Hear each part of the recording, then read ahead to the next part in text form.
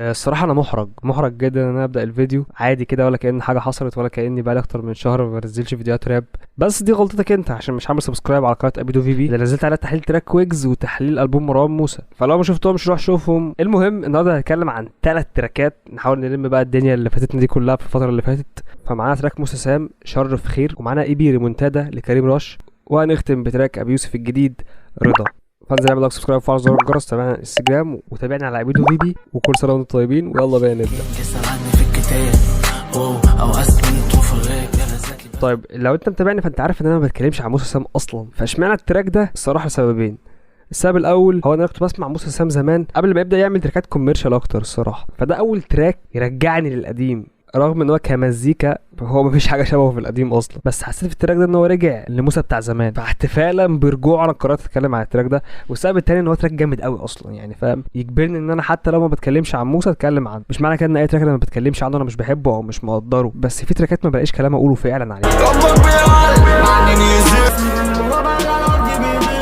ساب الغراب على الارض بيدل، بيرمي على القصه المشهوره بتاعت ابن سيدنا ادم قابيل لما قتل اخوه هابيل ومعرفش يتصرف في جثته، فربنا بعت له الغراب يدفن غراب ميت عشان يدله ازاي يدفن جثه اخوه. بحب انا العبارات الدسمه حتى لو مفهومه، مش شرط ان هو يكون عميق او غامض وبتاع، لا عادي ممكن تسمعه تفهمه، بس الفكره ان يكون في معنى. كلها بتعمل رايم ايه ورايم بي عادي جدا، بس انك تعمل فلو يبين جمدان الرايمات دي فعلا الحاجه الصعبه. 4 عبارات مش طبيعيين من موسى سام كتابيا. ما تورينيش الكلام ده وهنا، ما بتمشيش بالكلام جوه العلب.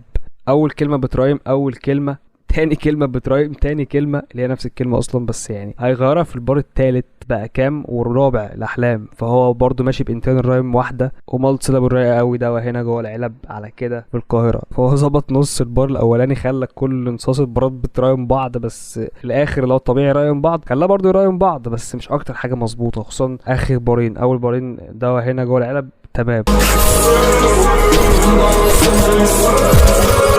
انا اول مره سمعت التراك اديت ان هو خلص، لو انت جاي تقفل هنا، لان اجمد حته في التراك هي اخر حته حرفيا، بالذات كهندسه صوتيه يعني فاهم، فشطت اللي عمل الهندسه الصوتيه للتراك ده. وبس ده كان اول تراك خير في شر موسى سام او شر في خير يعني ايا كان. نروح دلوقتي الاي بي ريمونتادا لكريم راش، ولو مش عارف مين كريم راش فتعالى ثم نافقه اقف على الميكروفون بمهارات خارقه. قبل الممات لنا معادن مالنا بها احتياج بلا اجتياح.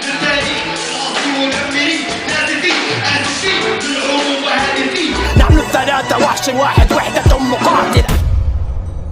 راش هو واحد من اقدم الرابرز في تاريخ مصر، بدا راب في سنه 1998، وفي 2001 كون جروب ام اس اي واصدروا تراكات كتير جدا وقتها، وليه انجازات كتير جدا زي ان هو تواصل مع وو تانج وعمل معاهم اول حفله هيب هوب في مصر. والحاجه اللي انا عرفت راش منها ان هو كان واحد من اريبيان نايت وبعدها عرب ليج، واللي هم غنيين عن التعريف لانهم معروفين جدا سواء جوه مصر او كمان بره مصر. Arabian Nights with their debut album The State of Arabia, straight hip hop from the desert lands. You know what I mean? Allahu Akbar.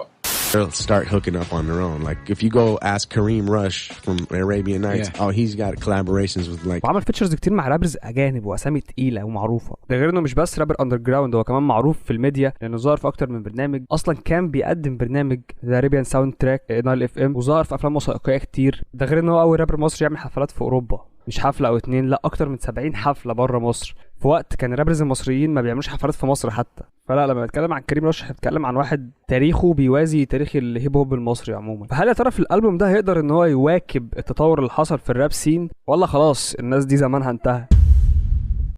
بالميكروفون بنشق البحر كانه عصايه موزس، لساني حد قطع سلاش كاني في جنز اند روز. عامه دلوقتي هنحلل الالبوم مع بعض، واول تراك معانا هو تراك ماتيرازي. بيبدا التراك بتشبيه بيشبه الميكروفون اللي هو بيغني عليه بعصايه سيدنا موسى اللي شق بيها البحر. وجانز اند روزز هم باند روك معروفين قوي بمزيكتهم الهجوميه والشرسه اللي ما فيهاش اي مجامله، لا هم كلامهم دايما صادم، دايما كلامهم حاد. كل خصامي راحوا كاماكازي كل عيون كولي عليا بابارازي.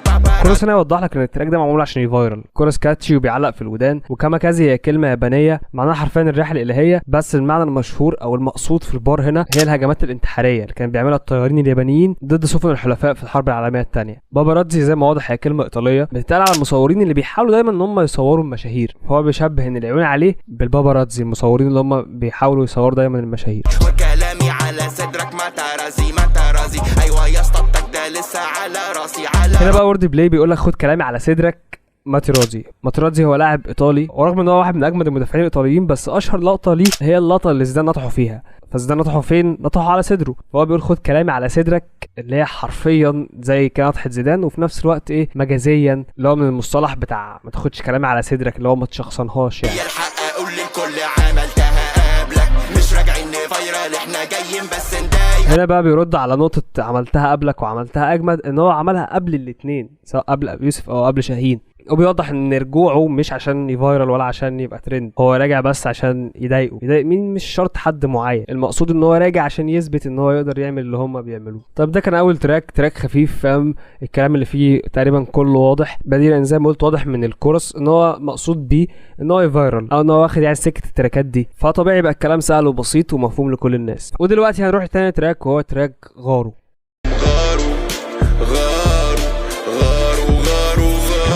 في التراك ده هو بيتكلم عن فريقه وبيوضح ليه هم انفصلوا، ليه كل واحد فيهم راح في حته، ليه ما كملوش مع بعض. ببساطه لانهم غاروا اللي هي من الغيره، وغاروا اللي هم غاروا في داهيه، فاهم دبل مينينج، كله بيدور على مصلحته هو وكله بيجري ورا الفلوس، مستعدين حتى يدوسوا على بعض عشان يوصلوا اللي هم عايزينه، فما بيبقاش في معنى لفكره الفريق اصلا.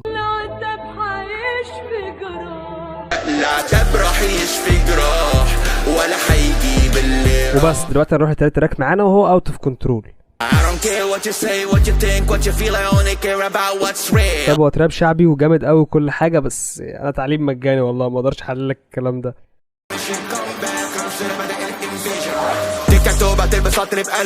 لا ثانيه واحده، ايه ده؟ انا ضحك عليا. التراك فيه سويتش، الفيرس الاول كان بالانجليزي وبعد كده بيحصل سويتش ويبدا بقى الفيرس الثاني بالعربي. بوب وتبوس وتشفوا في نفس الفلو وتلوسوا على الرمح رح اعلق روسكو السفاح هتسنس. بعيدا عن عظمه الفلو، بس بجد من اكتر الحاجات اللي بحبها في كريم رش ان هو بيدخلني دايما في جو تاريخي. على الرماح رح اعلق روسكو، اللي هو يعلق روسهم على الرماح، بعدها بيقول السفاح، فهو ما يقصدش اي سفاح عموما، ولا يقصد ان هو سفاح كصفه، هو يقصد ان هو ابو العباس السفاح. دي حاجه انا شبه واثق منها من سياق الكلام. مين ابو العباس السفاح؟ لا احنا كده هنقلب حلقه التاريخ، فانصحك تشوف فيديو الدحيح بتاع صقر قريش. بتتحرك كاش وانا بقبض تراش وانا بقرا في فلاش وانا هصله كراش وانا راستر راش وانا مرهم باك وانا شلال رايمات اتفتح مره واحده. بجد النص التاني من التراك مرعب بجد.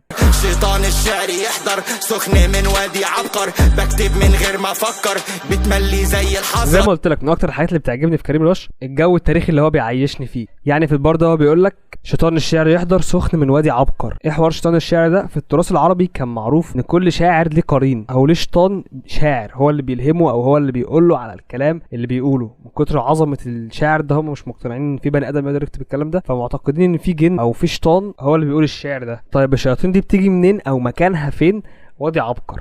مش شرط وادي عبقر بس، وادي عبقر عموما معروف ان هو وادي الجن، موجود فيه العباقرة بتوع الجن، مش بس العباقرة يعني، موجود فيه ملوك الجن وموجود فيه جن عموما يعني. وكان فيه اسطورة بتقول ان اللي يدخل الوادي ده يا يطلع منه مجنون يا يطلع منه شاعر، بس مش اي شاعر بقى، لا شاعر عظيم. فهو بيشبه قوته في الكتابة بان هو عنده شيطان شاعر من وادي عبقر. عشان كده في البار اللي بعده بيقول ايه؟ بكتب من غير ما افكر متملي زي الحضرت. مين بقى الحضرت ده؟ الحضرت اللي هو يقصده هو عبد الله الحضرت، وهو شاعر عربي مجنون من صنعاء، كان عايش في القرن ال18 ميلاديا. وفي اسطورة عنه بتقول ان هو كان صوفي ومؤرخ مهووس بالعوالم الماورائية، وسافر للصحراء وكتب كتاب سحري بيتقال ان فيه طلاسم وفيه طقوس لاستدعاء الجن او استدعاء مخلوقات كونية شريرة زي ما بيتقال. فبس ده بالنسبة لي اجمد تراك في الالبوم اصلا، وعامة ده من اكتر التراكات اللي حبيتها لكريم رش.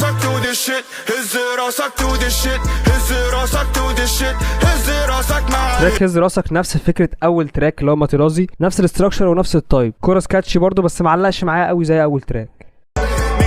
ما بردش هفتح صالون للحلاقه. البار ده بيقول لك من كتر ما بردش هفتح صالون للحلاقه، لما حد ما بيردش على حد او بيطنشه بيقول ده حلق له، فهنا من كتر ما هو بيحلق لهم فاهم هيفتح صالون حلاقه. بحب انا الورد بلاي اللي تبقى مش واضحه، فاهم لازم تفكر فيها عشان تفهمها. ما بيضرش الا النفوس التعبانه، سيوفنا ما بتشقش الا الكروش المليانه. شايف التمكن؟ فيرس كامل بنفس الرايم، مش رايم واحد، لا هتكلم عن رايمين، رايم ايه ورايم بي، بدأ بيهم الفيرس وكمل بيهم لاخر الفيرس.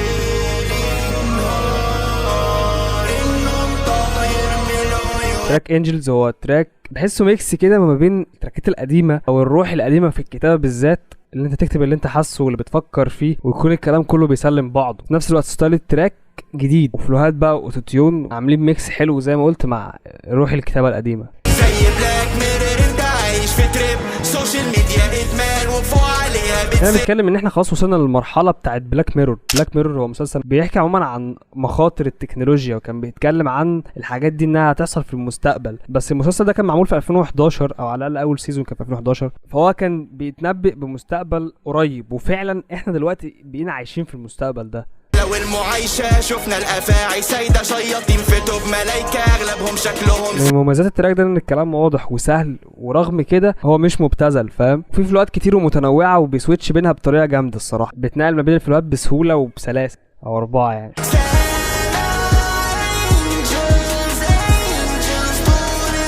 وبس هو ده كان ألبوم كريم راشد الجديد. تراك انجلز وتراك اوت اوف كنترول هم اكتر تراكين عجبوني الصراحه، ده لان انتوا عارفيني وعارفين ان انا ما بحبش التراب، فعشان كده مترازي وهز راسك ما عجبونيش قوي الصراحه. فاعتقد ان انتوا هيحصل معاكم العكس، يعني اعتقد ان التراكين اللي هم مترازي وهز راسك كاتشي والناس هتحبهم اكتر اصلا يعني، بس ده رايي عموما يعني.